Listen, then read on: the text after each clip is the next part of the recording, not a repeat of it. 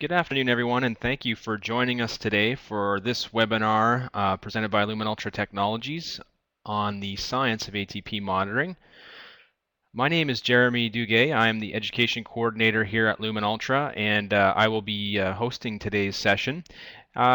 Before we get too far into the actual session, I just want to do a quick confirmation that the audio is working okay. So what I'll do is just ask you to identify with there's a little man with his hand raised up at the top of your screen. This is an indicator that should let you know or can let me know if you have questions or if you have comments or if you can hear the audio. I'd ask that you agree with that statement using that little man or raise your hand to let me know.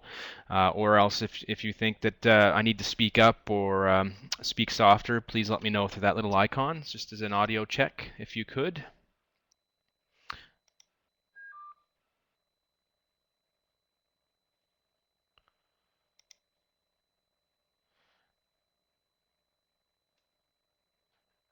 So we do have several people on the call today and on the webinar today, and some of these people might be using different methods to get audio for today's session. And I've received feedback from a few of you, but there's still a few people that haven't responded. So I'm just going to give those people another opportunity here. If you can hear me, please just make sure you indicate you can either type into the chat box that you can hear me loud and clear, or if you can use the indicator icon at the top, the little man with his hand up, just raise your hand or agree to let me know that you can hear everything fine.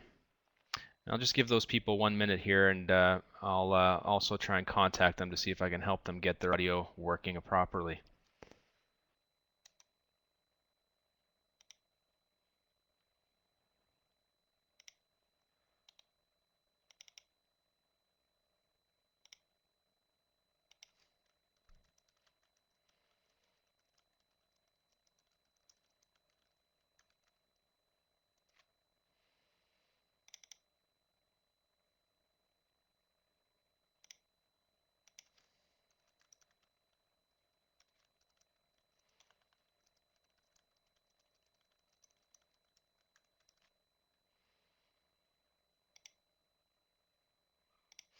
Okay, so I'm just going to give those people 1 minute here, and if I don't hear back, then we'll just get started and in going on with today's webinar.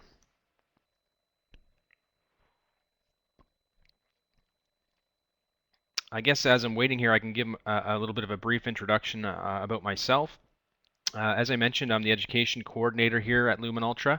I've been with the company now for about 6 months, and part of my role has been to present these public and free webinars on our products to customers and agents and distributors, as well as potential customers, to ensure that they have all of the tools and education that they need to know about our particular products. ATP testing and a lot of the products that we supply have a lot of scientific backing and background involved to the technology. So these webinars are one way that we can get out the message, provide the proper education to ensure that everybody has all of the knowledge and skills that they need to properly implement our products. So these have been quite successful. There's a series of webinars that we offer. This is one of those sessions in a series. So I won't be able to cover everything today, but hopefully I will give a good introduction to the science of ATP monitoring and a bit of the history of it and its evolution over time. Okay, so I'm going to just jump right into the presentation here. And again, if you do have any questions or comments or anything, you can indicate with the little icon at the top of your screen if you have a question to raise your hand. Or if you would like me to speed up or slow down or speak softer or louder, you can do that there as well. I would ask, actually, if you do have a question, perhaps you could just type it into the chat box. That way I can see it and either address it as I move through the presentation.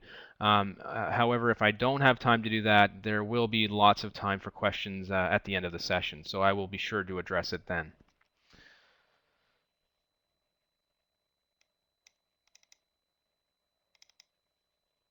So moving into the presentation now. I'm just going to give a bit of a background here on LuminUltra Technologies, who we are. Some people might know us, some people might not. We were formed in 2004 to market what we refer to as second generation ATP monitoring technology. Our initial focus was on the wastewater treatment industry, biological wastewater treatment, because there was a lack of tools or any tools available really that monitor the most important process or the most important driver of the process, which was the bacteria. And there was no quick, accurate tools at the time to measure that biomass. And so the founders of the company set out to develop the technology to do just that. As I mentioned, our initial focus was on biological wastewater. We've successfully implemented technology in that market. And as you can imagine, that's a very difficult sample type to try and analyze.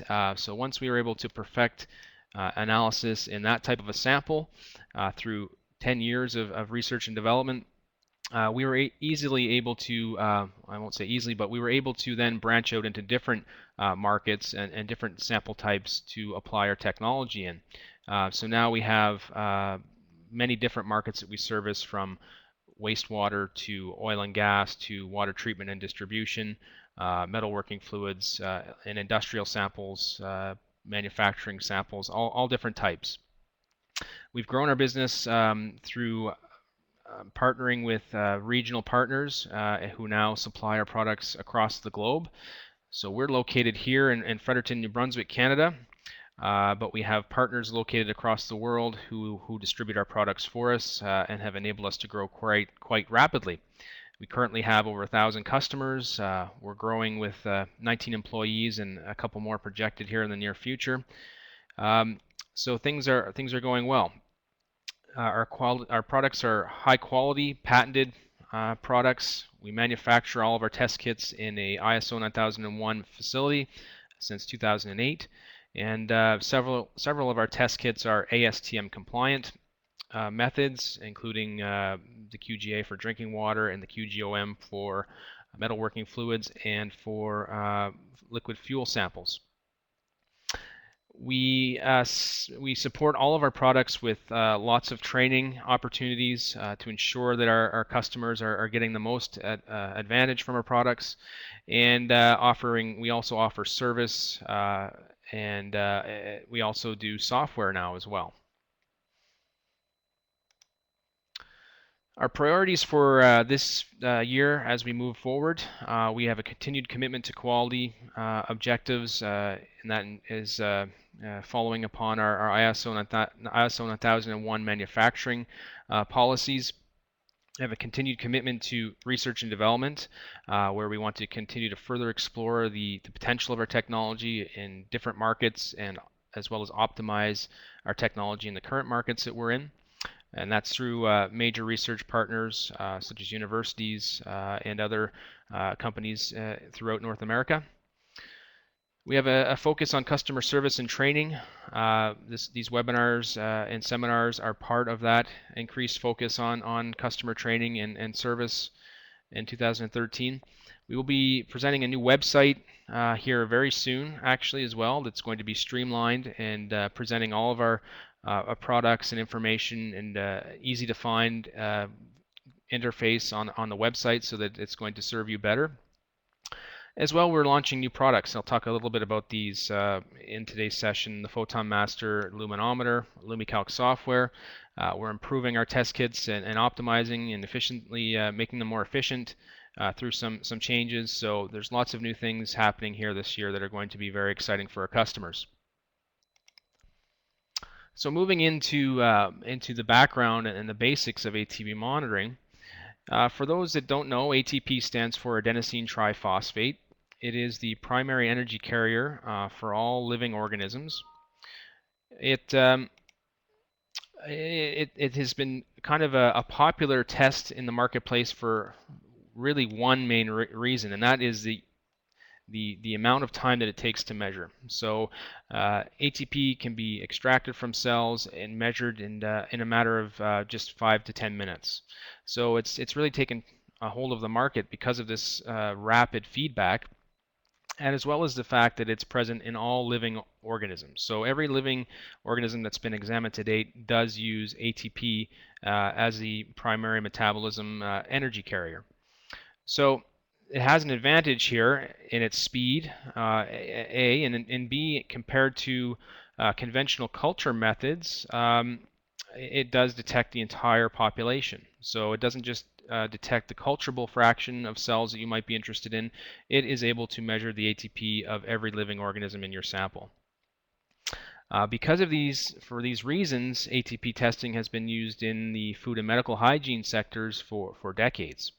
And this is what we refer to as the first generation of ATP, where it has been used in the food and medical hygiene sectors for kind of a qualitative test that essentially is a pass-fail or go-no-go type of situation. So it can qualitatively tell you, yes, there's some contamination here, or no, there is no contamination, and it works very well for those mentioned sectors, the food and medical hygiene sectors. I'm going to talk about that a little bit more as we move on in through the presentation. So how is ATP measured? It's measured, the assay is based on the principle of luminescence. And anybody who's seen a firefly light up at night has been able to witness this technology actively in nature as bioluminescence. And essentially, the equation that's happening here, what is going on is one molecule of ATP is interacting with a substrate and an enzyme to give a directly proportional relationship to one photon of light. So every molecule of ATP that's present in that firefly tail is reacting and giving off one photon of light. There's many different types of the enzyme luciferase that catalyzes this reaction. The most widely known one is firefly luciferase, but there are others, deep sea creatures, other organisms in nature that have bioluminescence. The reaction is very specific for ATP, so again, that's one of the reasons why it's such a handy bioassay or assay to determine total microbial content, because it is very specific just for ATP. So the reaction only happens in the presence of ATP. And it's very rapid. The measurement takes just a few seconds, 10 seconds to determine how much ATP is present in a sample. So essentially the chemical equation is, if you have ATP in the presence of oxygen and the substrate luciferin, and you then have the presence of the enzyme luciferase and the magnesium cofactor, it's going to break down the ATP into AMP, inorganic phosphate, and oxyluciferin and light. That's the measure of the reaction or the output, which is the light that's given off. So again, a very rapid, very well characterized chemical reaction that's highly reliable in terms of its directly proportional amount of light produced per amount of ATP that's present. So how is ATP measured? And this is one of those things where it's not all test kits or all ATP assays are measured the same way, but based on how I'm going to explain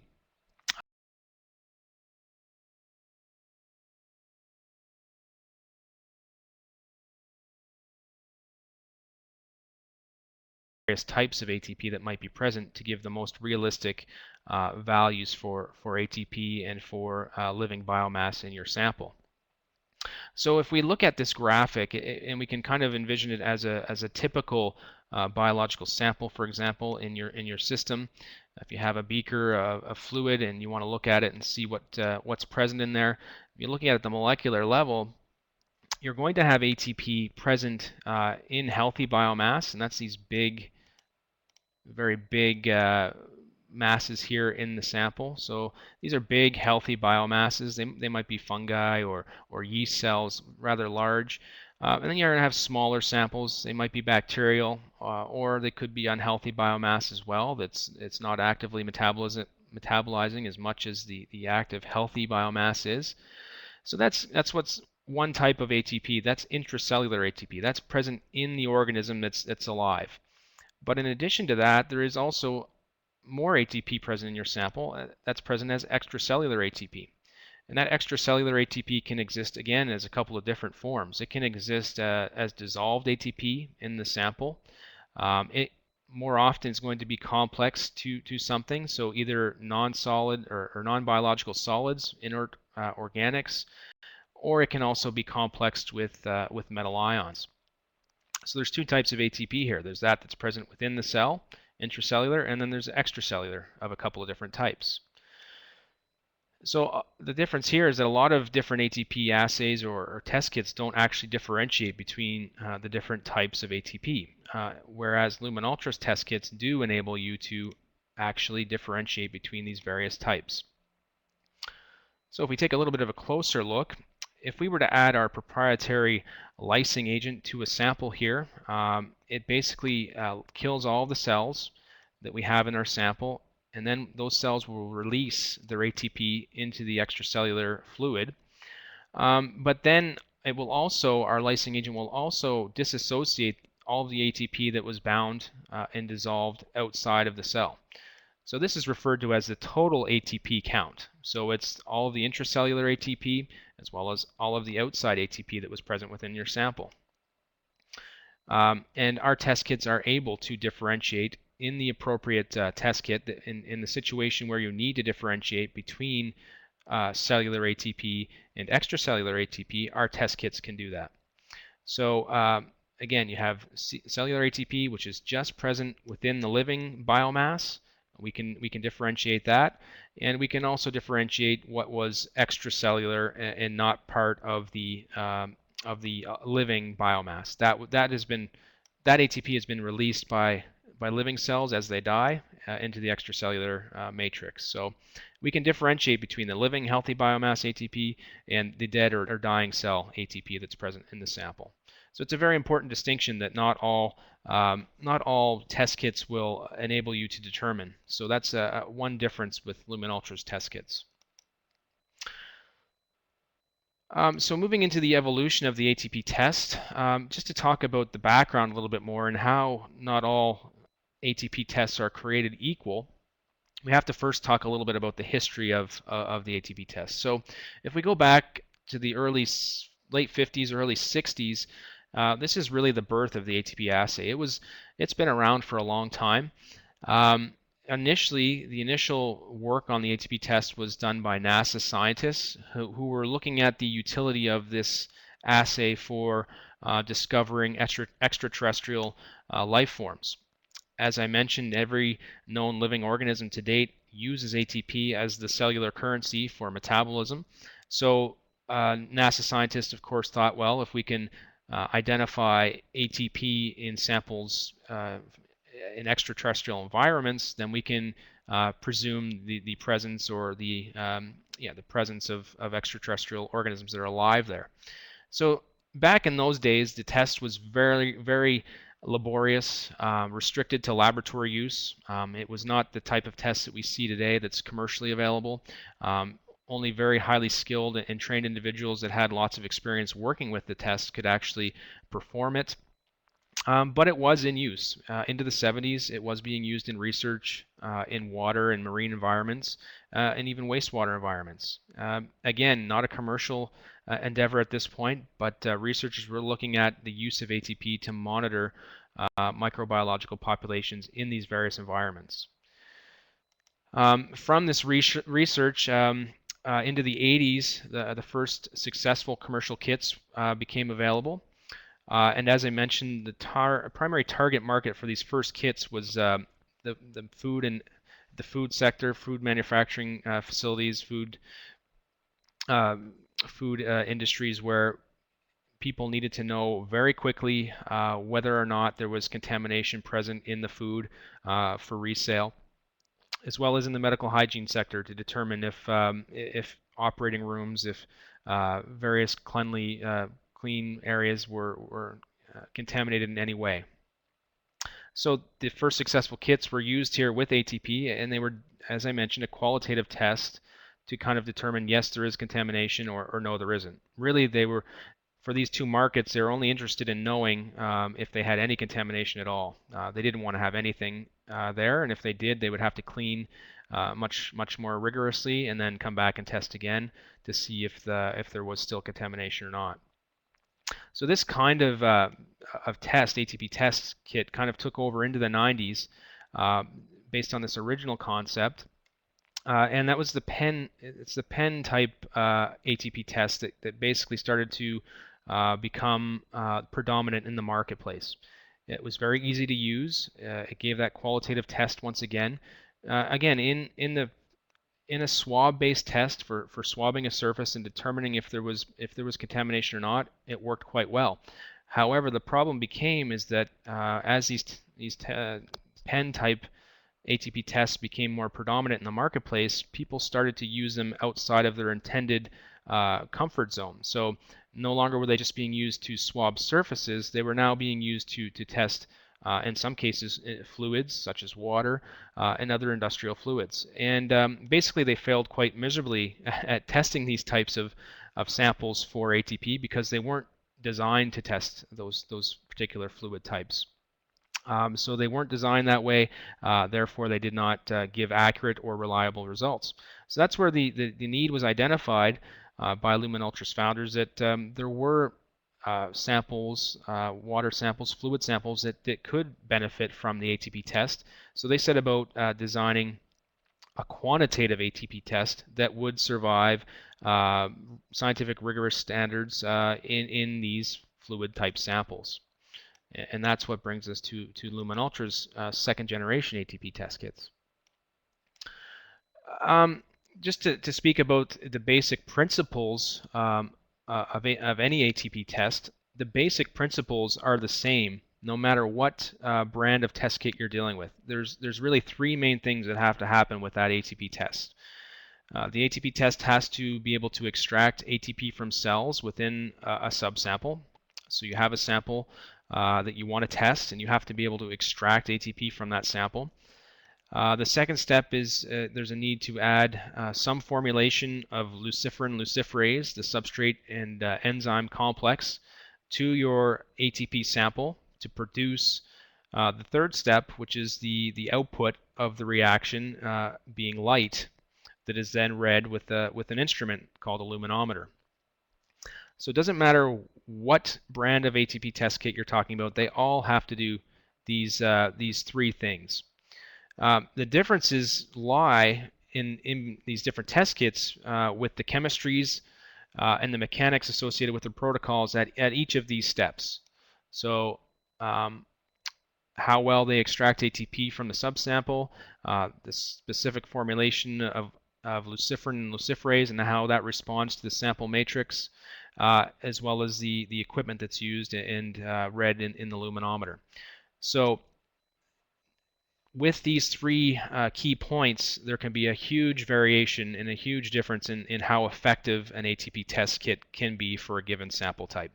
And we're going to talk about that just a little bit more here in some of the next slides. So what is required for a successful ATP test? What are the main requirements that have to be covered? Well, to start, you have to have a sample that actually possesses ATP that can be measured. There's going to be a limit of detection for just about any sample with an ATP assay. Our test kits have very high sensitivity requirements, or very high sensitivity in general, but there is a limit to every test. And when you're talking about some types of samples, such as high purity water for injection in the pharmaceutical industry, you need to test a lot of water before you can actually detect any recognizable ATP signal. So certain samples that are very, very, very, very clean, we can still test them, but you have to process a lot of sample to actually test it and find sufficient ATP to detect. The next step is the ATP that is extracted from the cells has to be freely available for the reaction to occur. So it has to be completely, if it's extracellular, disassociated from the extracellular bonds that it has, whether it's inorganic bonds or with metal ions. And any intracellular ATP has to be The cells have to be completely lysed and killed, and then all of that intracellular ATP has to be released from the cell and then stabilized in the extracellular matrix. Thirdly, all reaction interferences have to be mitigated to allow light production to occur. So anything that's present in the sample or in the addition of reagents that you're adding to the sample, it cannot interfere with light production. That luciferin-luciferase reaction with the ATP to produce light. And there are all kinds of different sample types that we deal in that have all kinds of different interferences, be they heavy metal, salt, or organics present in the sample types. All of these things can cause severe interference in the light production of the ATP assay, and they have to be mitigated in order to be looking at an accurate ATP test. Furthermore, matrix interferences must be mitigated to allow light transmission to occur. So again, different sample types. If you could imagine looking at a dirty glass of water with kind of after giving it a little swirl around and the dirt floating around in the water, and a clean glass of water, and holding those two up to the light, one of those glasses, the clean one, is going to allow a lot more light to pass through because it doesn't have these matrix interferences that are dispersing the light and absorbing the light before it can actually pass through the glass of water. So just like that, other types of samples, industrial samples, will have components in it that will interfere with light transmission. So these have to, again, be mitigated in order to get an accurate interpretation of the ATP results in the sample. And finally, light must be detected and then converted into an electrical signal using the piece of equipment, the luminometer. So again, this is a vital component of the reaction, and the thing is that there are no two luminometers are alike. So there has to be some way to standardize results based on the luminometer. And we'll talk about that here soon. Basically, with luminometers, again, as I mentioned, no two luminometers are alike. So every luminometer that you run an ATP test in is going to have a different age, a different environment that it's running in. It's going to be perhaps a different make or a different model. And the RLU values that are spit out by that particular luminometer are not going to compare to the RLU values that are spit out by a luminometer down the hall or down the road or across the world. They're their own instruments. They kind of produce their own values. They're not standardized in any way. So that is a concern. If you're running an ATP test, you want to be able to standardize your results to compare from day to day or from machine to machine.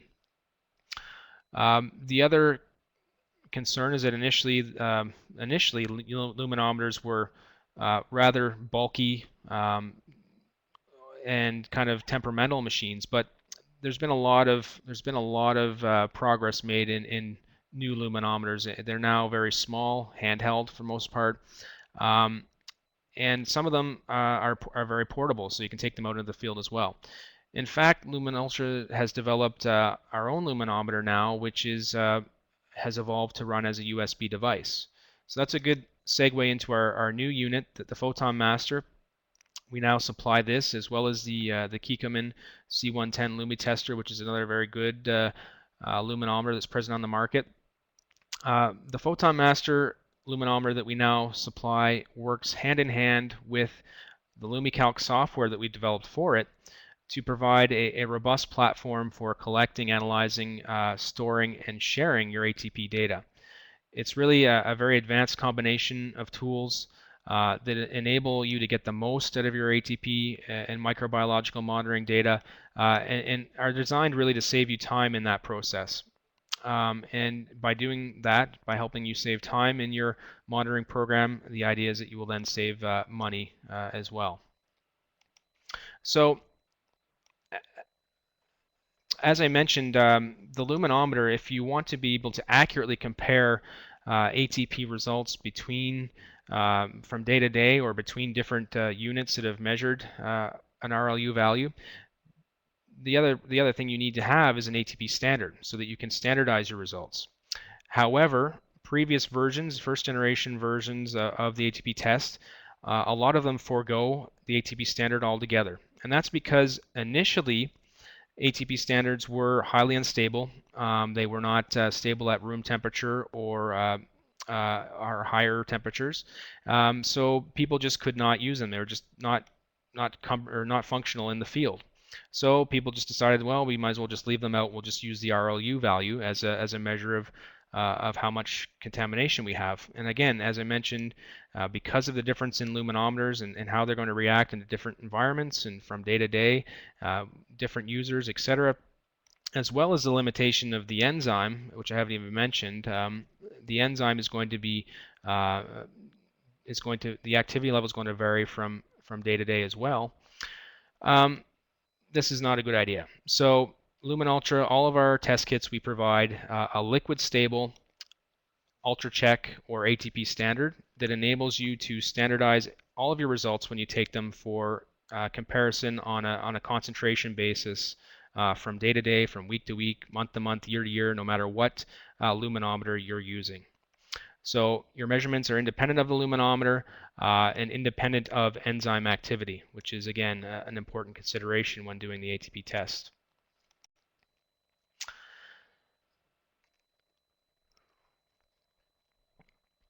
Moving into interferences that can cause problems in the ATP test.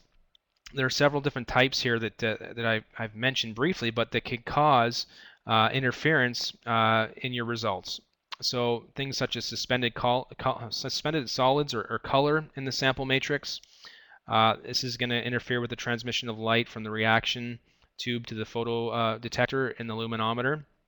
Dissolved solids such as salt. They're going to reduce the reaction output on the order of every magnitude of salt increase. It's going to reduce the output of the light reaction by an order of magnitude. So again, you have to mitigate this in your ATP test, and LuminUltra does mitigate the reaction of salt on the ATP test. Heavy metals as well. You have to mitigate the effects of these as they can inhibit the enzyme.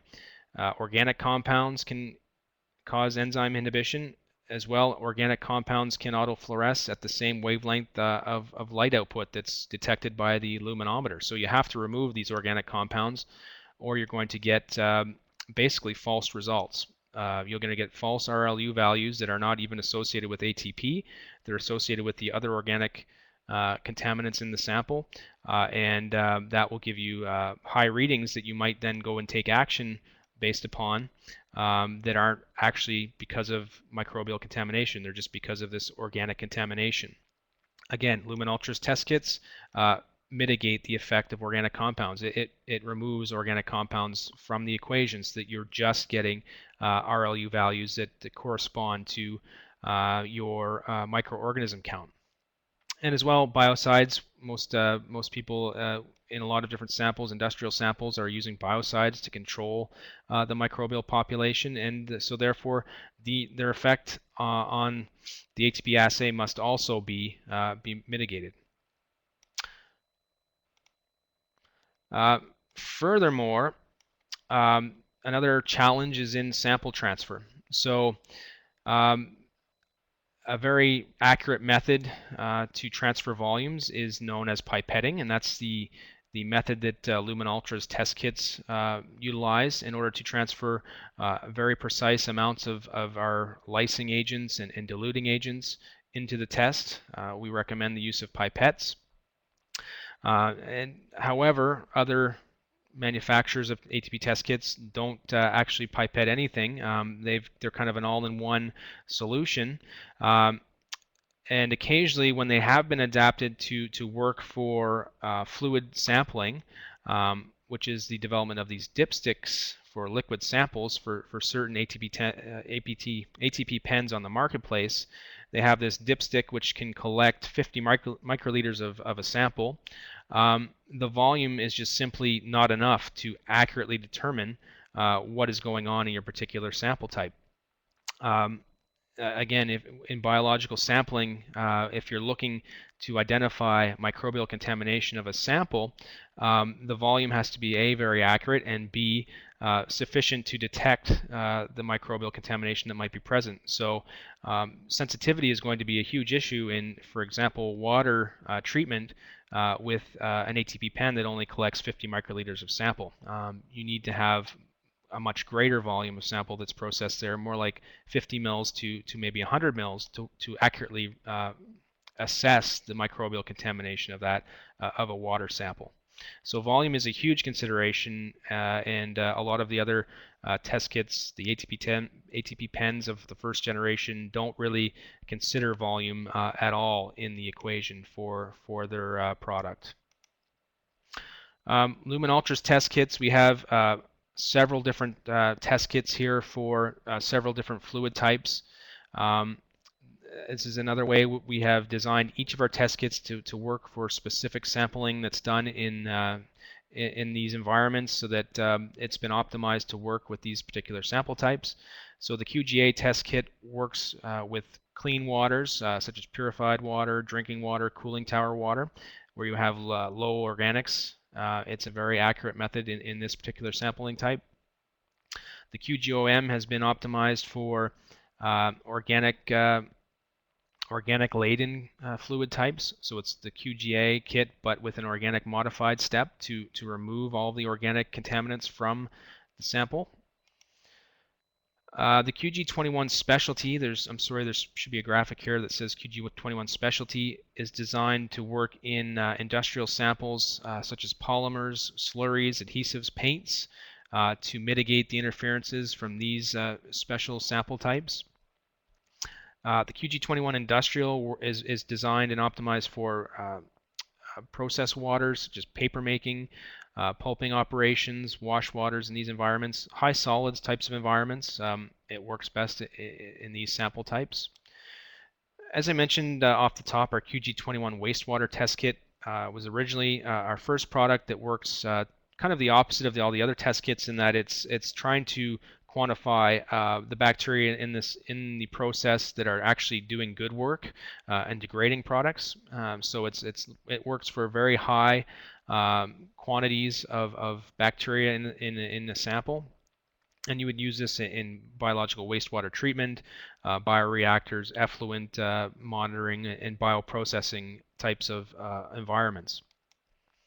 The DSA test kit that we sell, the deposit and surface analysis test kit, is a swab-based test that works again to detect different types of swabs or surfaces, but also basically anything that's kind of in a deposit, biofilm, a slime, biological active filters, all these different things that that have kind of a mass to them that can be then detected using the DSA test kit.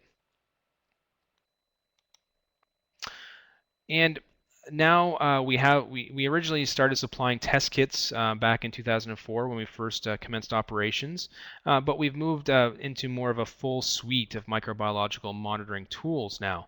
That includes the software that works with our luminometer, as well as it actually works with any luminometer that's available on the market. So the software is going to be used to help get the most value from your microbiological monitoring data, again, to save you time and save you money in your control program. All of our test kits that we have here, and I just went through with you, we still offer all those test kits, and we're continually optimizing them and offering new test kits that will be accurately assessing contamination in different types of sample types as they become available. And we also provide all the service that you need to help you get the most value from our products. So all the training opportunities will also help you out with sample analysis. If you have difficult samples, we can help you get set up with your test program, and we also have data analysis services as well. So we don't just sell the products, we offer the solutions to help you get the most value from these products. So to summarize the ATP Advantages, it's a complete measurement. It measures absolutely every active cell in the population or in the sample to give you a representation of the immediate risk of all the contamination that's possible. It's objective. You don't require any interpretation of results. It's just what you see is what you get in terms of the level of contamination in your system. It's very fast, very rapid. You get results in minutes rather than days for many conventional culture type of tests that take a day or 2 days to return results. It's portable, so it can be used in the field. Our test kits and luminometer package are offered in a rugged field case, and you can take that out in the field and perform the tests anywhere. And it's relatively easy to use. So our test kits, after perhaps half an hour of training, anybody can do the test kits. You don't have to be a laboratory person. Pretty much anybody can use the test kits after they've had a little bit of training. So really, there's always going to be a place for ATP in microbiological monitoring. There's going to be future developments that occur, but really ATP, because of these advantages, is going to be sticking around for quite some time. The caveat here is as long as the ATP test and the assay is designed properly and used correctly. So again, you cannot fit a square peg through a round hole. So some of these first generation ATP test kits, you can't really use them for a lot of fluid samples because they just are not designed to work properly. So you have to use the appropriate test kit for the appropriate sample. I see there's a couple of questions in the chat box there. I will answer those just as soon as I get through this last summary slide here. ATP monitoring, in summary, provides a much faster method of microbial detection compared to conventional methods. Again, it's a complete assay. It detects the total microbial population, not just a fraction of the cells that are present compared to conventional culture.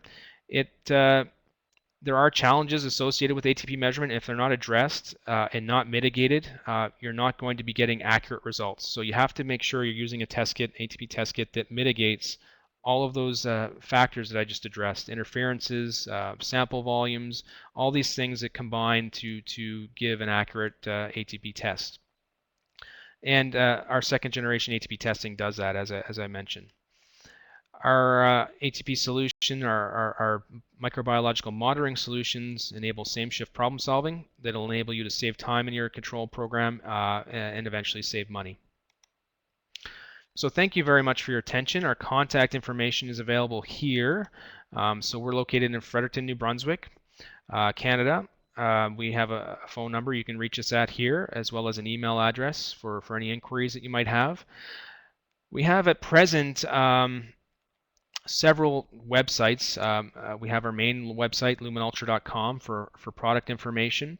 We also have an academy website for application training, for videos, reference guides for performing our test kits, validation studies. All of our information is available on this academy website.